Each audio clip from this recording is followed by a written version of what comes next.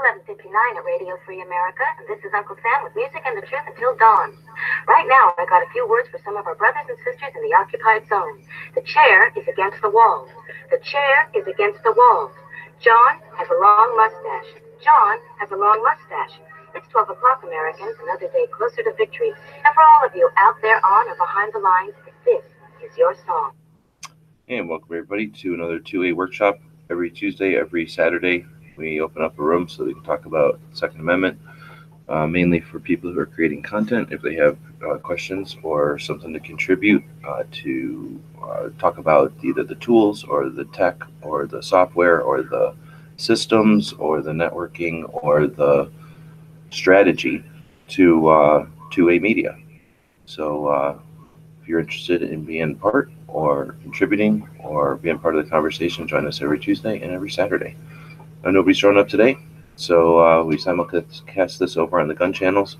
We've got links over there. I'll put links out on the Patreon, and we do it every Tuesday and every Saturday because it's difficult to get people together for some of this. It's not necessarily the most important thing for everyone, and since it's difficult to get everybody together on a specific day, we offer the room all the time. So when we're like this and no one's showing up, we'll listen to a podcast or something. So today we're going to listen to CloverTac podcast with Harper's Ferry Armory. They have it posted over on Gunstreamer. He's given us the okay to play the show. So I'm going to go get to work over here on a project. And Clover just jumped in. So I was just about to play your podcast over there. But since you're here, we can just chat. I'm going to go work on a project over there. Yeah, that was a good podcast. So I encourage people to go check that one out. What's the gist of it then? Since we have some insight to it, I think you were there. It's a small basically a small custom shop. They currently do AR-15s, a 38 and a 357 revolver, and 1911s. And they do all different sizes of 1911s. But yeah, custom shop. I mean, much like, I guess, Wilson Combat, Nighthawk, Korth, whoever, right? But their prices are very reasonable, considering the amount of hands-on time that's spent, with all the parts and the fitting and all that good stuff. Is that something? Where's they at? Are they local to you? They're in West Virginia. Oh, okay. So did you meet them at someplace? I believe they're in West Virginia. No, they're not. Are they? Is it West Virginia? Where's Harper's Ferry? The original Arsenal. It's Virginia, yeah. That's West Virginia, yeah. No, yeah. Maybe they're not in Harper's Ferry. They're about 2 towns over, he said, which is kind of confusing. No, maybe it's Harper's Ferry, Massachusetts, or Virginia, New Hampshire. Yeah, I don't know what it is either. But you're talking about the real Harper's Ferry. Revolutionary War started. Yeah, they're like right down the road from that. A couple towns over, and I'm trying to remember. It sucks that I can't remember that, but yeah. Basically, the interview. I only listened to the first couple of minutes, and then I was like, "Well, I'll just listen to this on the show." They were talking about the cold or whatever, so I knew they were somewhere north. Right. No, them a shot or Tulsa or something.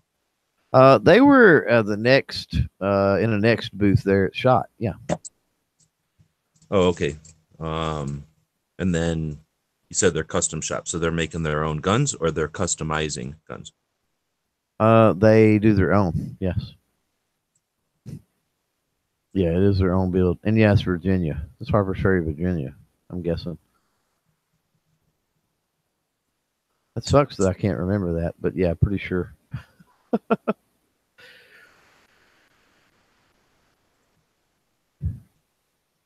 Now, you can do extra duty if you want, because I'm not by a computer here. I don't know if anybody is showing up today. I didn't send out any emails. I don't know. I was listening to Rick's chat earlier. Were you on Rick's chat? No, I wasn't. Rick's Life as I See It. He does a show on Saturdays, his Life as I See It chat. He also does a show on Wednesdays, Shooting for the Disabled. So let's get a chance to watch it. And setting up this show and a couple hours out, so I started listening, and they were complaining. They were just being pessimistic. So I didn't want to. Well, that's easy to do, unfortunately. We all fall into that trap sometimes, even the best of us. Oh yeah, but isn't that part of it? Self motivation or drive is knowing how to either personally monitor modulate that, or like be aware of that or something, so that you're intentionally, well, I'm trying to think, intentionally not like, well, just I did decide to leave because I was like, I'm not going to watch this. I got other things to do on a Saturday afternoon. Right. Complain about like things that I don't think are valid, and Yeah. getting into arguments about it. So I mean, that's what the show's about. And obviously there's people that want to have those conversations. So but Right. anyway, so a bit is having the discretion or the ability to tune in and turn out, like a lot of people do to shows. So I'm taking their lead. I'm taking their there you go. Right. their example. No, I understand. I get the totally get the sentiment. But mainly I just didn't feel like going in there and fighting them all, because it seemed like they were all basically like at the time like same topic, and I was like, you know what, I don't need to be like the one guy that just because I disagree with them, let them right.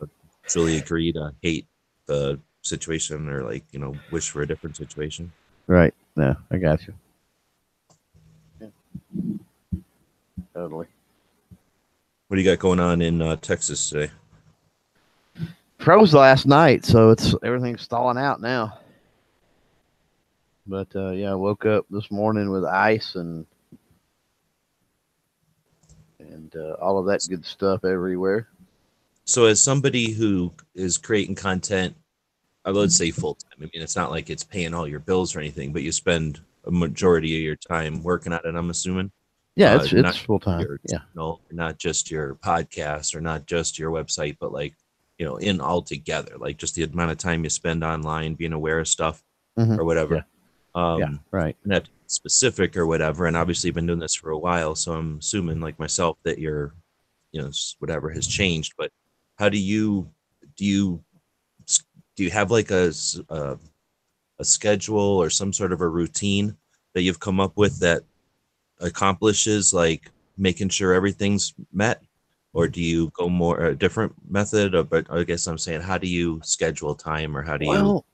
You know how it is, because you've been dealing with that with the 2A stuff lately, and I'm sure over the years you've done it as well. But yeah, when you're dealing with anything that requires contacts and guests and things like that, I mean, scheduling those people, it's like, well, I've only got one day this week from these hours to these hours, and then so if that conflicts with something, then you've got to wait, or you got to push it back, or you've got to double up, and sometimes you're recording back to back to back podcasts with people, one day, just because everything kind of fell that day, and then you got your personal life too, which here probably in the next hour or so, I've got a birthday party I've got to head out and attend. But you've got you've got all of that stuff. So I mean, what happens when that one life kind of encroaches over into the other? You gotta prioritize and decide what you need to do. I've got certain schedules. I mean, since coming back off of the YouTube ban, I mean, obviously I had a very rigid schedule back then. Since then, it's been a little more flexible, but you still got to get the content out. So what helps as far as the Friday podcast goes is the scheduling. As soon as for example, yesterday recorded the podcast with the Pew Pew Jew. And as soon as Uh-oh. Is that me? Oh. I lost Clover, so I don't know. I guess I have to look at my computer now. I lost him, or a phone lost him.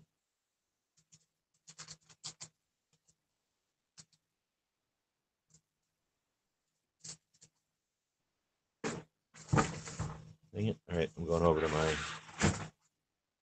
computer.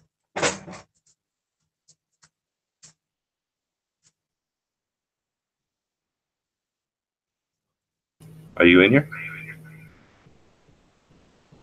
We lost your audio, Clover.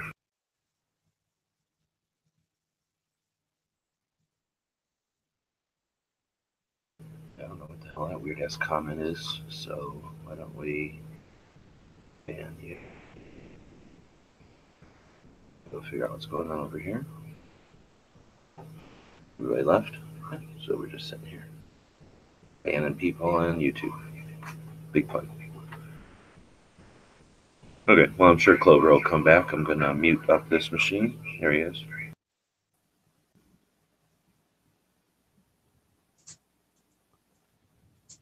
So There you go. Am I back? Yeah. I didn't know if it was my phone or what, but it dropped out kind of. My internet just crapped, and I don't know when. I don't know at what point. I don't know what point it did that. When, but now I'm trying to remember. I went over to my computer to find out if it was my machine. So, you were mid-sentence. You said something about like when. When? Yeah, I don't know. Yeah, but anyway, point is with I guess everything is back working good now. Yeah, you're good. With the podcast, as soon as I get them all polished out, they go straight to they're uploaded unlisted, of course, to the video platforms, and then they're scheduled through the podcast platforms to go out whatever date. And then I do them unlisted on the video platforms because I then turn around and share those through either Contribute Us on Gunstreamer, which is their Patreon-like support system, whatever you want to call it, and Patreon. Put that stuff up, right away. So, that does help. But there's certain things like, for example, the Monday podcast. That's a hectic. Monday nights are always hectic because I'll do that Monday podcast, which is now on Instagram. And then I've got to turn around once that is done and strip that off Instagram, polish it up. And of course, my internet still sucks. I haven't got the fiber optic yet. We're still crossing our fingers. But it's coming. Just a matter of like an install date. Yeah, I mean, I'm still on the schedule. I had checked with them before we left for SHOT Show because I didn't want them to show up while I was gone, And yeah, I'm still on the schedule. But they told me it would take time. I mean, they got they got work scheduled months in advance and stuff. So, and then they got to deal with absolute emergencies and things too that throw their scheduling off. So anyway, it's beside the point. But yeah, internet sucking. I mean, it takes me, when you're talking about an hour long piece of content like the podcast or something, a little video is not that bad. But yeah, they can take a few hours for that sort of stuff just to upload, and that's on top of having to strip it from Instagram and render it and all of that. So my goal is to get it up that way it can be up and released on all other platforms as a replay by Tuesday morning. And with After Hours, since it's back now on Thursday night, I kind of do the same thing. I don't do that Thursday night because that runs so late, but Friday I sort of get up. I make sure that the Fridays is usually a busy day for me. I get up, I make sure that all of the Friday podcast is ready to go and working right, and there's no problems there. Then I turn around and do what am I thinking?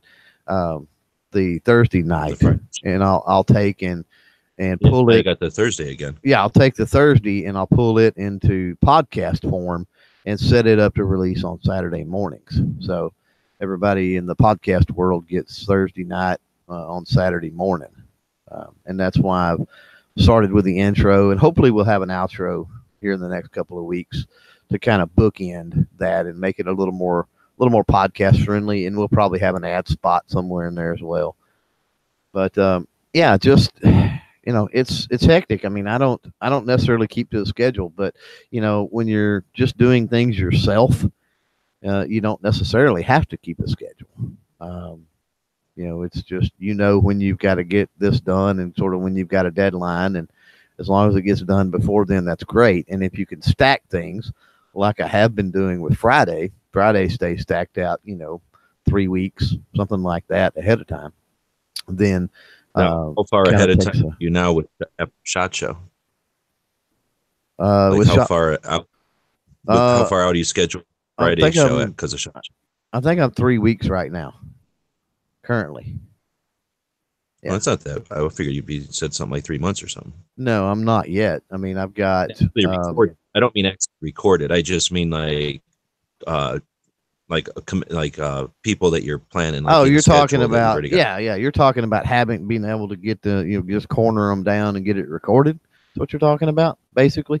Yeah, I'm not talking about. I'm just saying, who do you have lined up? Like, how long do you have as far as? Oh wow, I've got several that's still on the books. Let me see here. There's 1, 2, 3, 4, 5, 6. Oh good Lord, 7 that I know. There's 8, 9. So just flipping through cards here, basically, which is what I did. Still got my Shot Show business card sitting here on my desk. I've got 10 that we just haven't hammered down the scheduling on yet. So I'm 3 weeks ahead now, and then I've got 10 that's committed. It's just a matter of, and hopefully I'll knock out 3 of those next week. So I think I got 2 scheduled for Wednesday maybe, and then 1 scheduled for Friday of next week. So hopefully those will get recorded, and then by that time I'll be 3 plus I guess 2 by that time. So I'll be 5 weeks ahead by that time. So that's pretty good, because you got to think, once you get into you've got a lot that are hard to commit or whatever, but you've got Wanamaker, of course, first part of April, and then NRA the last part of April. So there's no doubt I'll pick up a few, both of those places, and maybe pick up quite a few from NRA. So to be able, there's a tremendous load off as far as the Friday show, because of making those contacts ahead of time and doing it the way that I did. I'm glad I did that, because I'm not rushing to find guests, and you don't have to. You have people that you could talk to, but it's people that who wants to? We talk together all the time, so who wants to hear G-Webs on? You know what I mean? Necessarily on the Firearm Friday podcast. So I guess if we were talking stayed for 40-45 minutes, which is what those normally run, on one specific topic, then that could be really cool. But it's like, hey, meet G-Webs. I mean, pretty much everybody who watches me knows who you are. So I hate to regurgitate, you know what I mean, or bring on another manufacturer and they don't have new products, or something new that because I'll have Tandem Cross back on again, for example, and we had them live on Firearm Friday. Good Lord, probably a year ago or close to it. But they've got multiple products, and they've hired on some new people, and there's a lot of changes that's went on. They're now which they may have been pretty close to it at the time, even then, but now they're the number one rimfire parts manufacturer in the country. So aftermarket parts manufacturer, I should say. So a lot of new stuff to talk about with them, and so I don't mind. Like talking with Pew Pew Jew, or whoever it might be, Charlie. I mean, as they've got new projects, or they write new books, or they have a new podcast, or whatever comes up, then that's always great. But it's one of the things with Firearm Friday too, is a lot of the creators out there, they're kind of pigeonholed. You go and you watch Hickok, for example, and it's really here's a gun, here's some stuff about this gun. Oh, well, let's shoot Mr. Gong and Mr. Bottle and Mr. Hanging Target or Spinning Target or whatever, and thank you to Bud's Gun Shop, and we'll see you later type thing. And you watch Demo Ranch, and they blow some stuff up, and it's just kind of the same theme, the same stuff over and over. And then it translates over into a lot of the podcasts too that you get. And I'm not picking on anybody necessarily. That's their style and their flow, and they're totally allowed to do whatever they do. But you've got those that are, they just gossip, or they just talk industry, or they just talk Second Amendment, or they, whatever it might be, topics of the day.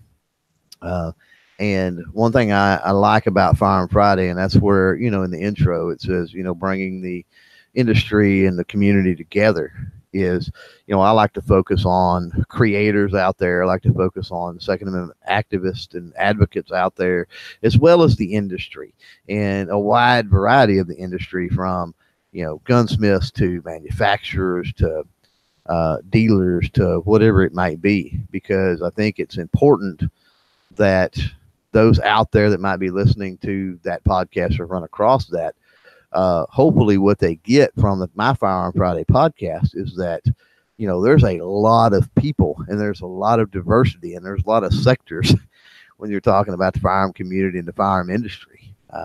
So there's a role for everybody to be played out there. There's definitely room for you. If you're an outsider looking in, we can find some place to plug you into the game, into the matrix on this side, so to speak. All right. Well, there's a couple of things. I'm not. What the fuck was that? I'm not taking notes here. What is it? There's my mail person's going by. Wasn't looking, so I don't know if it's the guy or the girl today. It took a little while, so it's probably the guy. The girl is way faster. But somebody was yelling out there at the same time. I don't know if they're yelling at a dog or a kid or playing some kind of game. Anyway, so the couple of things I'm not making notes here, but I was going to ask you about, and you can just pick one and we'll go. But Contributus. Uh-huh. Got a lot of questions on that one, and since you're kind of using it already. Mm-hmm. And then one of the other ones was the idea you mentioned, I asked you who was in the lineup, and you kind of talked about your strategy, I guess, of how to pick whoever. So I was going to say, at what point, because I know this from looking back, and I didn't realize it at the time, at what point, or are you planning, or have you thought about intentionally going back to readdress whatever, either because it's important or just as an exercise? So the idea of intentionally readdressing things, because what I find the dangerous from what you were talking about there is when you go, oh, I've already done that.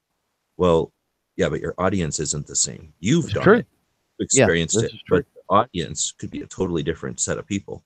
So with that, I noticed all the time where people will be having a discussion and I'm like, what the hell? I have a playlist on this. Like, not only did I do a video, but like this was a major interest of mine for months. And I did a whole thing on this.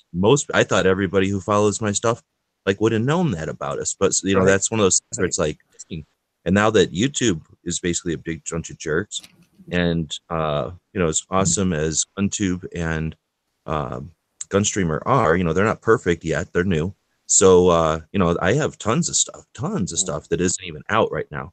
And anyway, so that's something that if I was going to do it all over again, or if I'm offering advice to people, that's that concept of intentionally, maybe as you're addressing something, give it a score. This is something that's 50% worth addressing again, or 100%. And then based on that score, you put it on some sort of calendar that you've got, either a literal calendar or just in your head, depending on how big your project is. But the idea is that then you incorporate or is it worth incorporating something so that you don't just never talk about this again, or assume that because I talked about it now, I can just move on. Yeah. And that's a valid point. I mean, especially if it's, months or years down the road.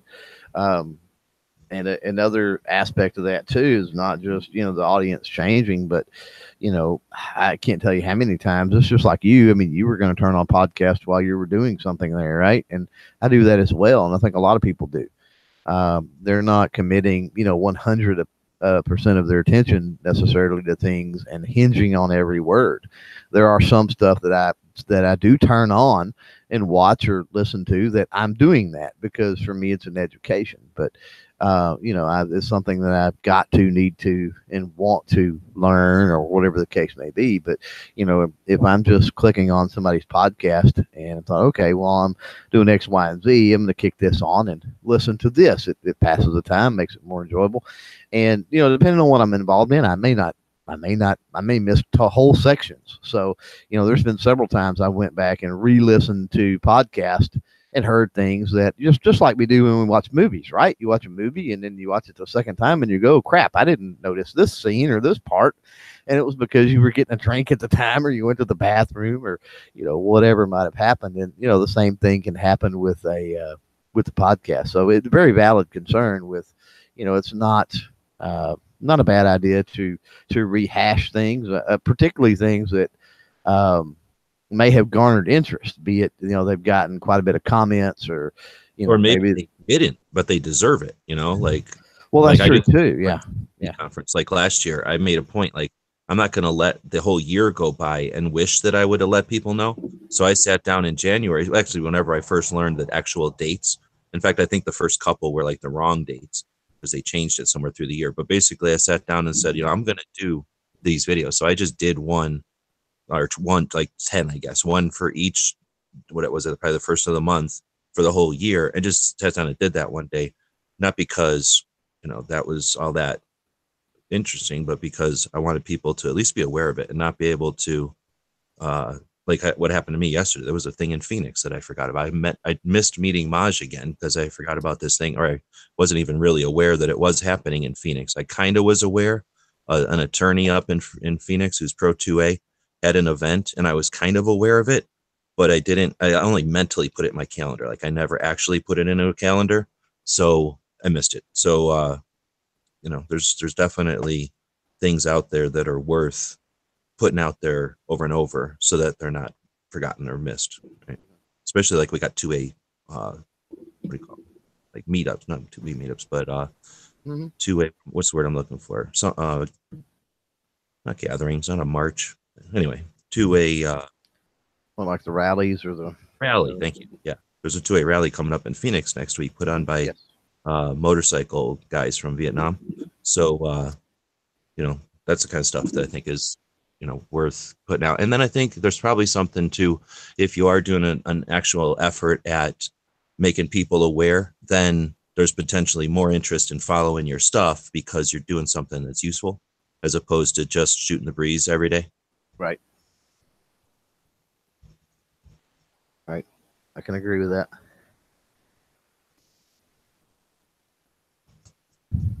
Okay, so then I guess that addresses that. So Contributus, what are you thinking? You've already got it. You've got a couple of things up where, see, I don't even know how to use the thing. I put up a $2 level and said, let's support what is it? It's a Gunstreamer.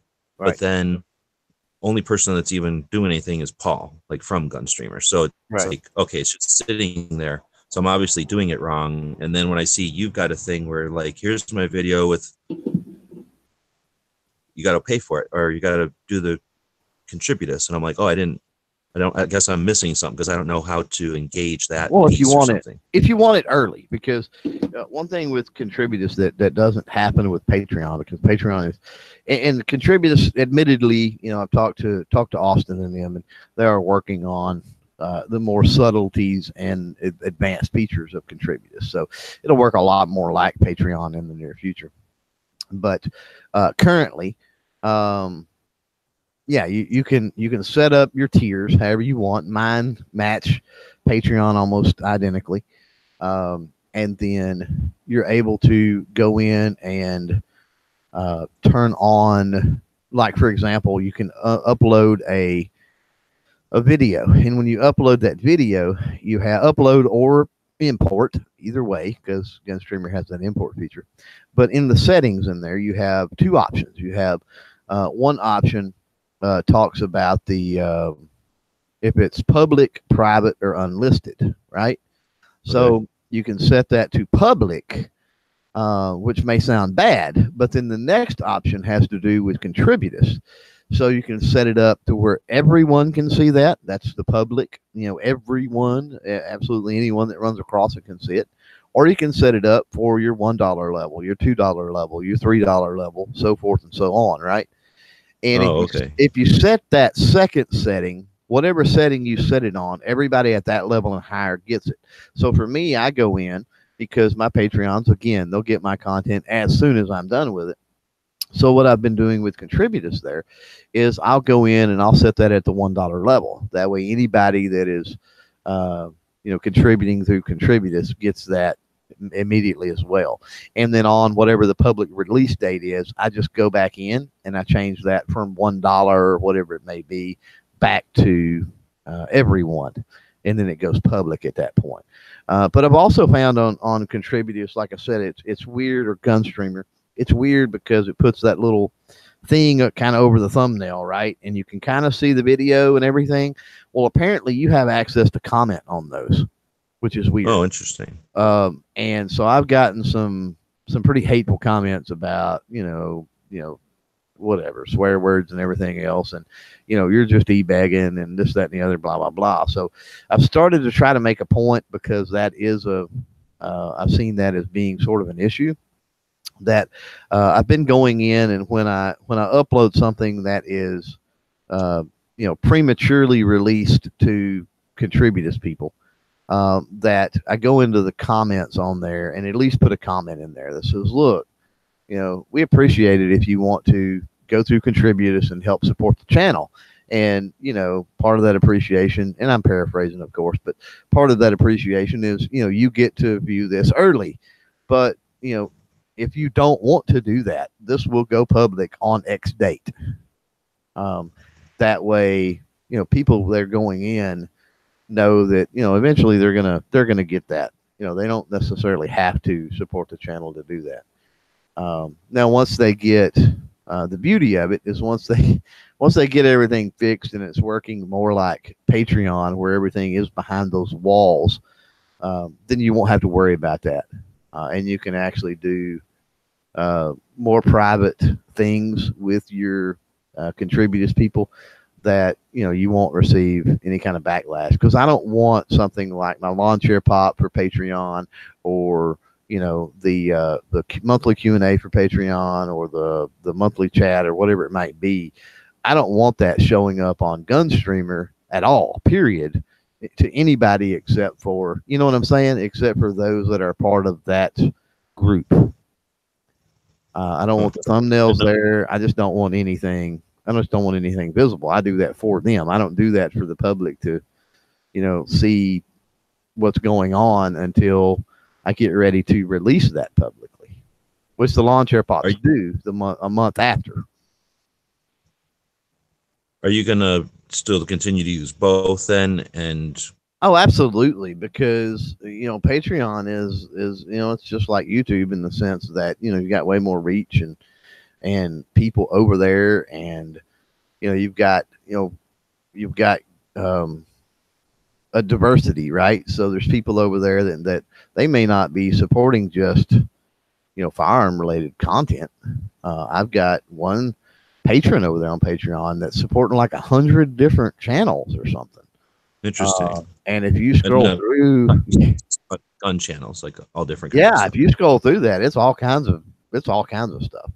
So there's still a place for Patreon because of all of that other stuff. So do you want to, and odds are they're not going to come over to Gunstreamer if they just for you, when they've got all these other things going on with Patreon. It just simplifies it and makes it easier. So it's that same old rule we always talk about. Diversity, diversity wins the day once it's said and done. Now, another thing I don't know if you're aware of in Patreon, but did you see where you could up your percentage that you give? I mean, not Patreon, but Contributus over on Gunstreamer. Did you see where you could up your percentage that you give to Gunstreamer? Yeah. And that's one of the reasons I was going to talk to you, because I wasn't sure how they intend it to be used, I guess. Like if it's supposed to be like Patreon, Patreon isn't exactly a thing either. Like you could do different things on Patreon. People use it different ways. So I guess I'm still wrapping my head around how Gunstreamer's Contributus is going to, I don't know how they envision it being used, either to support like an entire channel, because then, there's channels that bring in $12,000, $16,000 a month. And some of them, I guess, just have like, be a contributor, be a participant. Others have pretty elaborate systems going on, for like Yeah. perks and things like that. So, like you say, they're still building, and I'm not sure, but I wasn't sure what their overall goal. So I guess I was just kind of figuring out from you what you're thinking. Yeah. It's like you've got a plan though, which Yeah. is We'll like let I say, develop. yeah, Mohawk Boy out there, he's asking, do you think they'll make it possible to set multiple release dates right off the bat, like day one, release for contributors, then you set it to automatically release to the public like 2 or 3 days later? So, like the Patreon has that feature where I forgot what they call it now. It's escaped my mind, but yeah, it'll go public after a few days. And yeah, to hear the Gunstringer people talk, it's going to be real similar. You'll be able to do polls and actual posts and text posts and things like that. It won't be just videos that you're doing. There'll be more interaction or more engagement options, I guess would be the correct way to say that, once they're said and done. Yeah, as far as, and they're moving that direction.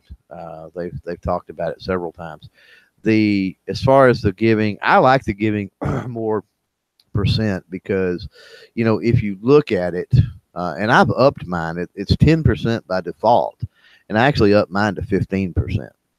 And part of the reason I did that is when you look at it, by the time it's said and done, Patreon is really you're losing 15% anyway. By the time their numbers are so wacky and everything else that it's hard to really tell what you're making and what they're taking over on Patreon. It's really sort of a nightmare with the way that's laid out. My payment, or whatever you want to call it, from them is never consistent from month to month. None of depending on where you're looking at in the dashboard and in your user panel and all that, the numbers are never the same. Yeah, but that's a factor of the situation where people are not like necessarily obliged, and they're certainly not obligated. When, at least depending on, and that's the thing, maybe it's too many features is getting them, so it's difficult to deal with it. But since you can choose to charge people up front, you can choose to charge people at the end of the month, you can choose to charge people or take funding for like incremental, like per issue or episode or whatever, like episodic. Right. Or you can do it the monthly, because there's like at least those 4 options there, which start to get into just a crazy amount of back end. Then I can understand exactly why it's difficult for them to say, okay, you've had, let's say 100 people who pledge $5. So, it should be $500 minus your fees or whatever. But since it's at the end of the month, and if they decide to say, yes, go ahead and charge me, we can't just give it. We're not a bank. We can't just take money from Peter and give it to Paul kind of thing. So, we have to wait until all those go through. And because they're, like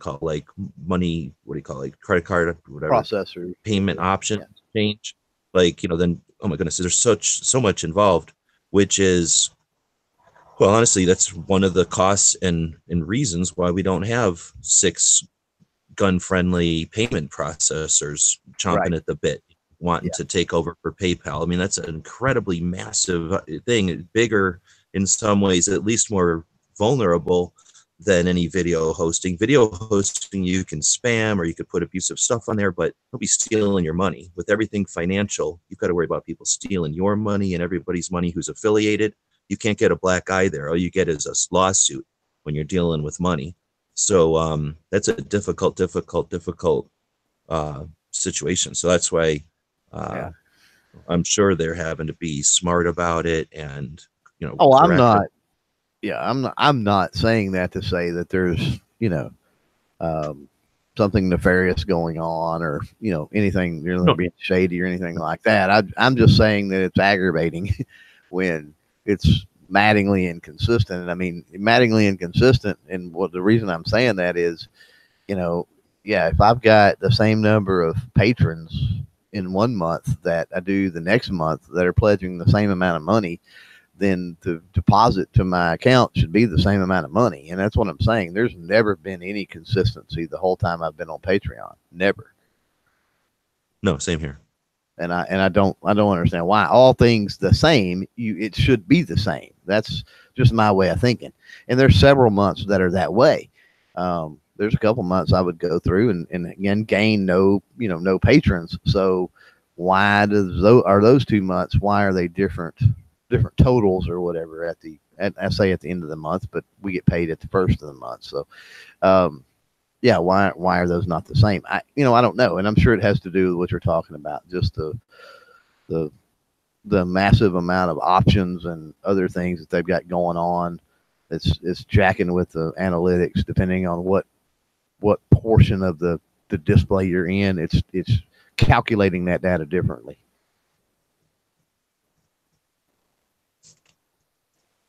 Does it look like Mr. Knives? I'm missing some of the red parts, but nobody cares about red.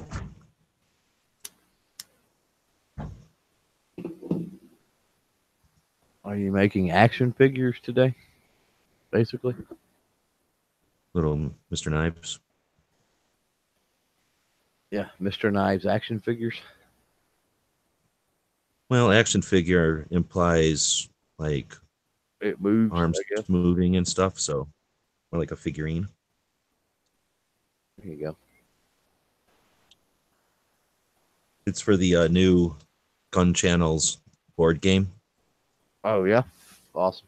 Or no, the role-playing game. These will be the little lead or little pewter characters for the role-playing game. Okay, gotcha. Very cool. All right, so contribute us. Do you have anything scheduled with the Gunstreamer people to talk about any of that stuff? I've been trying. I haven't gotten any reply.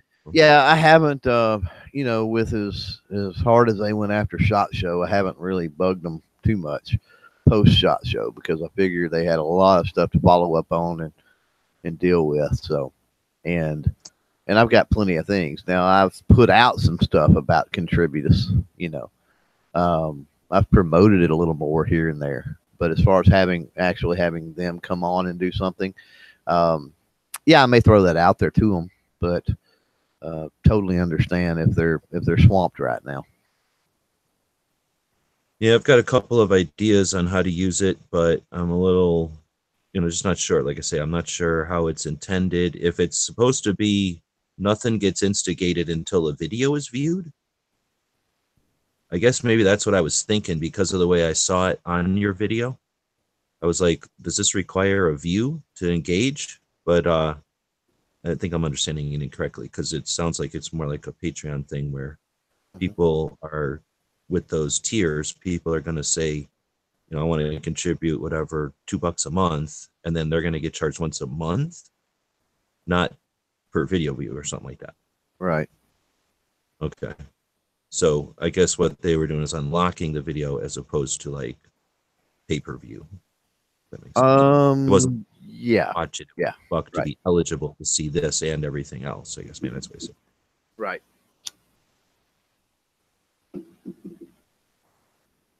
That is correct.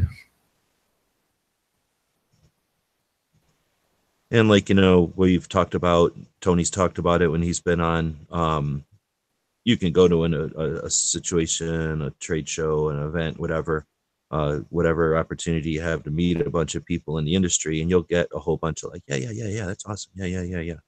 And then the same way that we're trying to get with people to do interviews and stuff, they're going to have the same situations with following through with everybody because, you meet somebody on Wednesday and that's a great idea, but then you hear 7 or 8 more great ideas Wednesday and then another bunch of them on Thursday and Friday. You're trying to wrap up all the good ideas and just try to keep track of them all. Exactly.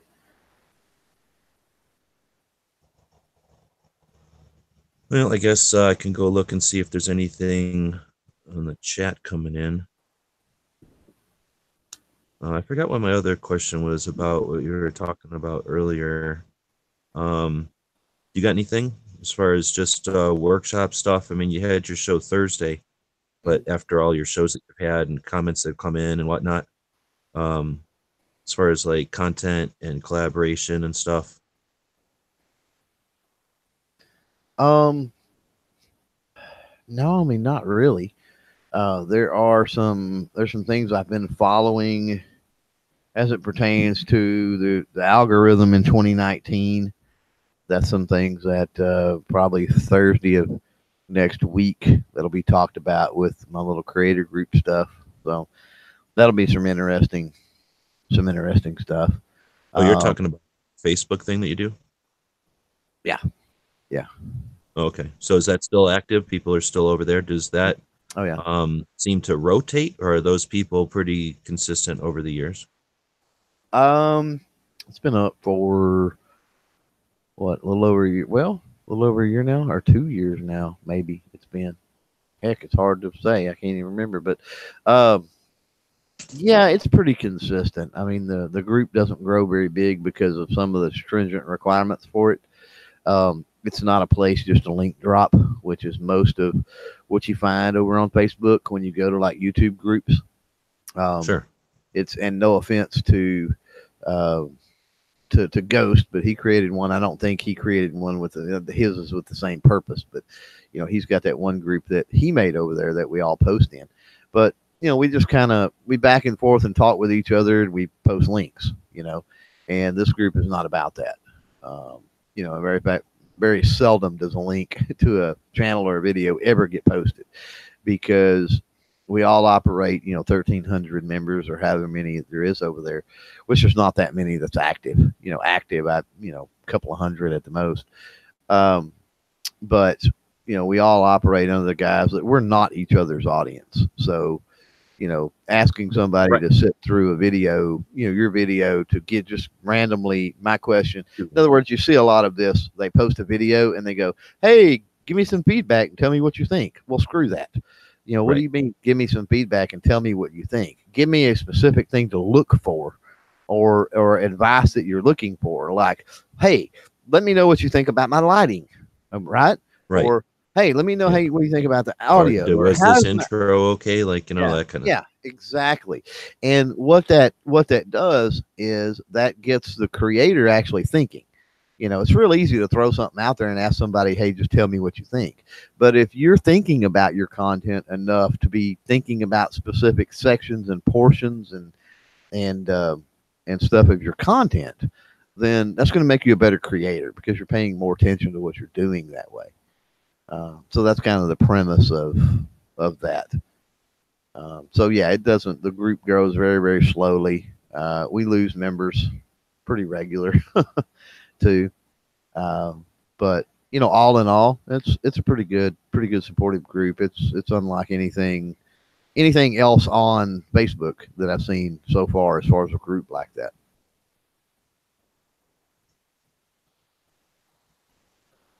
But yeah, we talked about I talked about, as a matter of fact, Thursday, how my topic for Thursday was going to be actually on some policy stuff. So that's new. There's some other stuff that's got to be discussed and looked at with that, and then this whole issue of what was I talking about? Oh, the algorithm, why the algorithm and stuff's working for search and suggestion and all that, which is I think so far from what I'm reading, it's early, it's preliminary. I don't want to get heavy off into it necessarily, but you know, yeah, when we're dealing with firearm related stuff or even Second Amendment stuff that's considered political, then yeah, it gets a little sticky. The algorithm, I think, that suppression that's been going on for some time.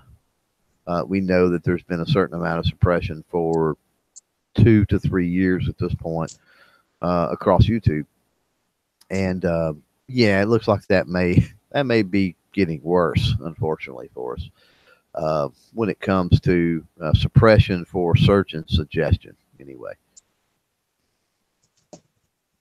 Okay, so since that's theoretical and you don't really, you mean you suspect, but you don't know. right? Then Yeah, yeah. since It's we're still way early in the game, and we haven't really war gamed out the whole algorithm thing yet. so then, and I don't know who even is watching this, since we've already had enough conversations, you know where I'm coming from on this. How realistic or valid is my stance or my what would be the word, like my prediction that we'll see fewer and smaller platforms and more smaller platforms. Does that make sense? Like more diversity Yeah, of platforms that are. I think we will. Yeah, I've seen that coming. I have the Texas-based, basically Facebook website, and that was Jesus. That was what, 4 years ago? I don't even know, 3 or 4 years ago, and I had that same vision back then. That's why I created that. Is yeah, I see it. There, we're moving, I think, into a thing to where YouTube is going to scale back, and they're not going to scale back in the sense, I don't think, of not allowing people on or not allowing to put your content. But as they tweak on these algorithms and stuff, what's going to happen is you're going to be responsible for generating your audience, right? It's not going to be to where somebody is fairly searching for your content, right? Like you would go to Gunstreamer now, for example, and put a search term in, and their search stuff is not going to be filtered or working off an algorithm that classifies and ranks and decides what to put up. It's just going to throw up the first random the first things that it finds, right? It's going to say, oh, right. Found this first, found this second, found this third, as it finds them. Just like you would go through a file cabinet, looking for whatever your light bills. You're going to. But it's also the way that the forum would go through, and it's the way that the forums in search engine, internal search thing, is going to use just an actual, I forget the actual technical word, but like a plain old search, not a query search, not a logarithm that's based on user preferences and a pool of 1 billion people and the last 7 things they looked at, because the system knows the last 7 things they looked at off site. There's so much involved in these other logarithms, and then you add a political agenda's influence to it, and it's scary. So right, anyway, more that's simple, a technical. More simple search, multiple sites with a more simple direct search. But yeah, like I said, I don't think YouTube is going to purge and kick people off necessarily. And, in this grand purge and all that kind of stuff, it'll just be, if you expect any growth or any people to watch your stuff or whatever, you're going to have to promote it. It's going to be kind of like we're pushing Gunstreamer now to an extent, or, you say, hey, I'm on gun channels, or I'm here, or I'm on GunTube, or I'm there, or, wherever it might be, you're going to have to drive your audience. Well, up until recently, and correct me if I'm wrong, because you've been around on YouTube longer than I have, but up until recently, people on YouTube really didn't have to worry so much about their self-promotion. No, we succeeded in spite of lack of any knowledge of anything, tagging, code, like actual. Yeah, it was crazy how scary and easy money was. Yeah. Right. And it's going to get to the point that even, I think, on YouTube, even tagging and coding and things like that, that's not going to work. You're literally going to have to go to other platforms and say, hey, we're on YouTube too. Go check out our YouTube channel, because that's the only way you're going to push traffic or generate traffic, is sharing links and, stuff like that. And yeah, I think you're going to see diversity in platform. I think you're going to see, we're just seeing the start of new platforms come up. And, I think as server space gets cheaper, and as technology gets cheaper, and as technology gets better and all this other stuff, that plays all right into your everyday person. You know what I'm saying? A regular person being able to do great things with a platform or a website. And that because you've seen, just like me, you've seen how technology has gotten cheaper and changed over time. It's just ridiculous. We've all seen it with YouTube. Yeah. Crazy amount of tech they give us. Mm-hmm. Right. And so the tech that YouTube has available and is using now, in the next 5 years, there'll be plenty of other small startups and stuff that'll be able to afford similar stuff. Now, technology will have advanced, but we will still have what's working now to play with. So, but yeah, I do see that. I think people are, because people, I don't know, I think they do it now to an extent. I mean, look at the ability to follow a hashtag, right? So, you're following only the things you care about that are tagged with that hashtag. It's not that you're even following a creator necessarily, right? Correct. It's like Exactly. I don't give a crap if if I'm following 10 creators or 1,000 creators. I'm only following the creators that do hashtag whatever it is. It's all I care about. So, yeah, it'll be niche driven, I guess. Is what I'm getting at. Well, I think a lot of the concept or a lot of the opinion that people have that think that what worked yesterday is going to work tomorrow is based on a philosophy, or at least maybe not even being aware, but it is based on the idea that the audience doesn't change, the audience doesn't develop, the audience doesn't evolve. And so yeah, if the internet didn't change and people's habits didn't change, then platforms that exist should just get larger. But we see they get larger for a time, and then things change, right? And they get smaller. So right, it's interest or whatever wanes. So yeah, I think that's the untapped one. Like how, and I don't know, maybe I got too much faith, but I don't think it's I don't think it's just I'm not coming up out of nowhere. People, if you would have asked, if you would have asked somebody, I don't know, in 2010 even, well, maybe not 10, but maybe in 5, were old people going to be on smartphones figuring out things? Like you'd said, no, hell no, that's way too much for them. Like they still think phones are for making phone calls. right. And that's just not the case. People don't stand still. They figure it out, in spite of their interest or their, um, uh, well, I guess interests, in case, their motivation to learn. They're going to have to learn. Emails were great, except we don't use emails that much anymore. Faxes were great. We don't use them that much anymore. Pagers were great. People figure this stuff out, and they adapt and move on. And I don't know. I think sometimes people assume that people aren't going to change, but they don't really take into account all the stuff that's already changed, right? Yeah, correct. Yep. What this could be. Do we have anybody? Are you watching on your computers? Anybody even out there? I've got the YouTube up, but I've got other things going. No, I take that back. I do got the gun channels up too. Yeah, not really a lot going on the gun channel side. 15 out there. So hello to the 15 that are out there on the YouTube side and the gun channel side. I think there's half dozen or so. Definitely designed to be an attempt at interactive communication. So feel free to throw questions or comments or concerns out there. Absolutely. We can only bloviate so much here.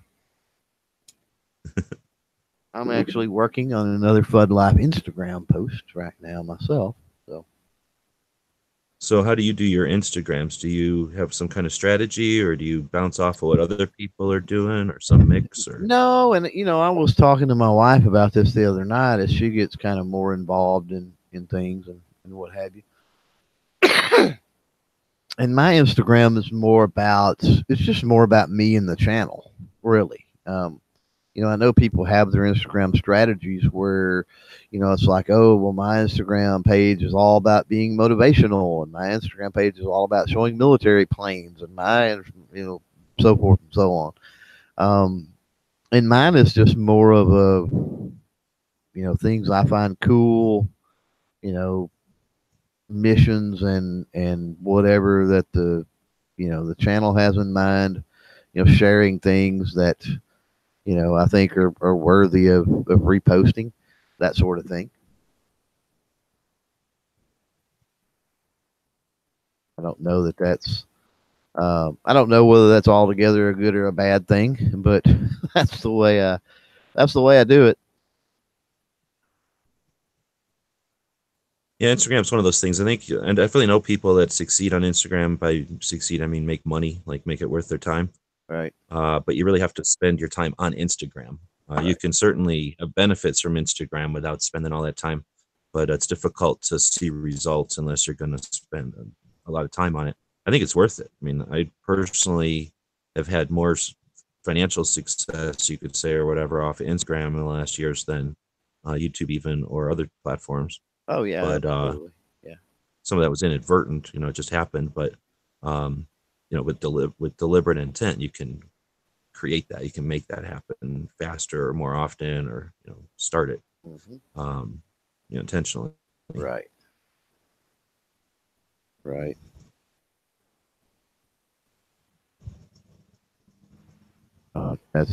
Totally agree with it. And at the end of the day, it's, I don't know. I mean, what's the fun in that? I guess I get it. I mean, there's people that like chasing that rainbow, I guess, or whatever, right? But for me, at the end of the day, um, I want to do something because I'm enjoying doing it. You know what I mean? Um,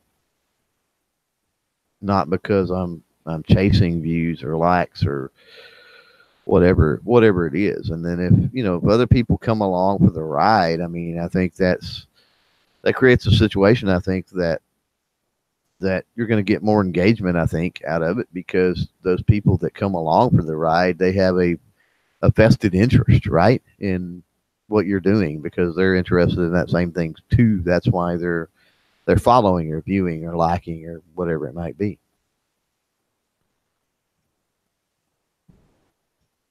I guess what I'm getting at, maybe a better way to put it is it's a more real experience that way. Well, you definitely want to enjoy what you're doing, right? Burdens are a pain in the ass, and you quit doing them. Right. Yep. Well, did that get anybody's interest going in anything? Do what's that? Just that last little spurt talking about Instagram. Did that get anything going from anybody out there? Any suggestions or anything? Haven't seen anything. All right. Well, with that, I think we'll wrap it up. You said you got you didn't say a birthday party. You say you got something going on? Yeah, I Though? do. Yeah, I got a birthday party at the skating rink, believe it or not. So Oh, okay. don't look ice skating for or roller skating. So don't look for Clover Tack on roller skates, but that could happen. There could be some Instagram posts. That not saying it's out of the realm of possibility. So Yankee does it, so I figure I can too, right? it works.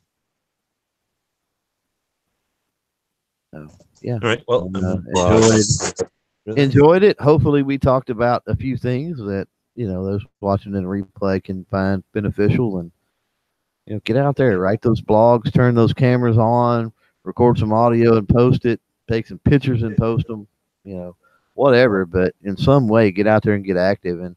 And several people say it all the time too, for those that are out there. But be active in the community. Be out there and be a part of your community. Participate in chili suppers and church picnics and whatever, and be involved in your local politics as well, and stuff like that. Be around, be seen. When you go to the local grocery store, if you walk into your local grocery store and you're shopping for groceries and you don't bump into at least a half a dozen people and have a minimum 2 or 3 minute conversation, then you're probably not doing something right in your everyday day-to-day life. So get out there a little bit and meet new people. That's good advice. Back over here on the computer, see Festering is saying, any advice for a new creator? I'm more interested in sharing information, not so much teaching. I think that's super valid. I never was interested in teaching either.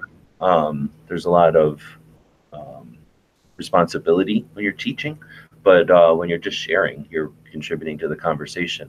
I personally think that the methods of communication that we've got now, we talk about them all the time, but the Hangouts feature that we have now, videos, of course, and the comments is the real big one. I mean, anybody can present information, and that's been going on forever. Obviously, we have more ability. The method or in the distribution of creation of content itself is democratized with phones and with the internet the way it is. And with people being accustomed to finding and procuring the information, which we kind of talked about, it's all working together to get to turn into what I think Benjamin Franklin and the other founders would have had in mind with the idea of free speech and free press.